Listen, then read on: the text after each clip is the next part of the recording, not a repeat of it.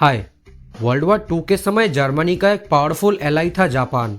1941 में Germany Soviet union के खिलाफ ऑपरेशन बारबारोसा लॉन्च किया था।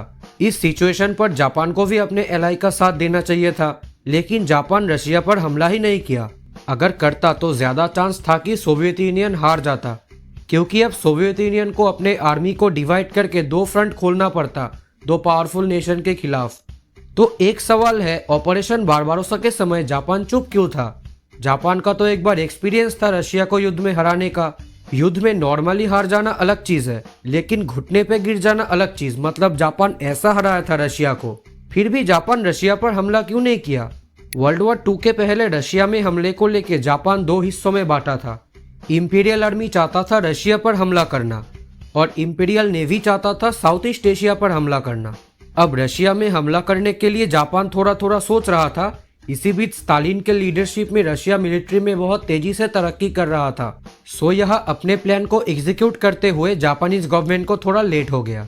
1930 के बाद से ही जापानीज पपेट स्टेट मांचुकुओ और सोवियत यूनियन एवं उसकी पपेट स्टेट मंगोलिया के बीच जगह जगह पर बॉर्डर क्लैशेस चल रहा था, जिसे सोवियत जापानीज बॉर्डर वॉर कहा जाता है। बॉर्डर पर एक देश दूसरे देश पर एग्रेशन दिखाता था, जैसे गलवान वैली में कुछ दिन पहले हुआ। बॉर्डर पर एक दो बार तो युद्ध भी हो गया। इन सब में सोवियत यूनियन और जापान दोनों भी एक दूसरे को पीछे हटा के आगे नहीं बढ़ पा रहा था। ये एक बड़ी आकार ले लिया 1939 में, जब सोवियत और जापान के बीच खाकालिन गोल में एक बड़ा युद्ध हुआ, जिसमें सोवियत यूनियन बॉर्डर एरिया पर जापानीज एग्रेशन को खत्म करने में सक्षम हुआ।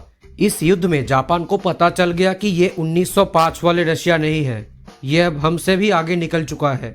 बहुत देर हो गई है। अब सोवियत को हिटलर को लेकर थोड़ा शक था, और ये भी शक था कि अगर हिटलर सोवियत पर हमला करता है तो जापान भी अपने ऊपर हमला कर सकता है। इसे रोकने के लिए 1941 में सोवियत यूनियन और जापान के बीच एक नॉन एग्रेशन पैक्ट साइन हुआ। इसके दौरान अब बॉर्डर पर दोनों तरफ से कोई हमला नहीं होगा, और जापान और सोवियत यूनियन कभी एक दूसरे पर हमला नहीं करेगा। इस संधि के साथ साथ जापान का सोवियत यूनियन पर हमला करने का सोच भी खत्म हो गया। इसीलिए वर्ल्ड वॉर टू में जापान रशिया की बजाय साउथ ईस्ट एशिया पर अपना ध्यान दिया और कब्जा किया, क्योंकि इस एरिया पर रिसोर्सेस काफी ज्यादा है और ये सब देश बहुत कमजोर है।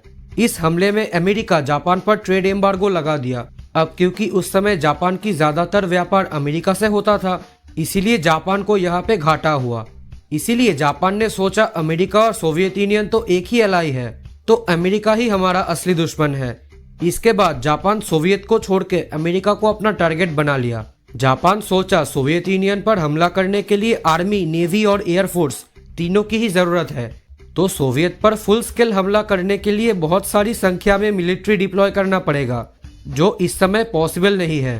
तो सोवियत से दुश्मनी करना ही नुकसान है। ऑपोजिट में अमेरिका बहुत दूर है, वो कभी जापान पर हमला नहीं कर सकता, और अगर हमला कर भी देता है तो नेवी से ही करेगा, और जापानीज नेवी तो बहुत ताकतवर है, वो अमेरिका को देख लेंगे। तो टारगेट अमेरिका को करना है, जिसका नतीजा था पर्ल हार्बर अटैक।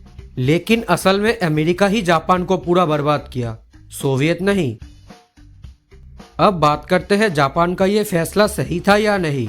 इसका जवाब है, उस समय जापान ये सही फैसला लिया था, क्योंकि दो परमाणु हमले को छोड़ के जापान का उतना बड़ा नुकसान नहीं हुआ था जर्मनी की तरह। अगर वो सोवियत पर हमला करता तो वो जापान की मेनलैंड पर जोर हमला कर सकता था, जिसे लाखों आम लोग मारे जाते। तो उस समय जापान का ये फैसला बिल्कुल सही था। तो ये थी आज का वीडियो पसंद आया तो इस वीडियो को लाइक और मेरे चैनल को सब्सक्राइब कर देना, ताकि मुझे और भी मोटिवेशन मिल सके। Thanks for watching.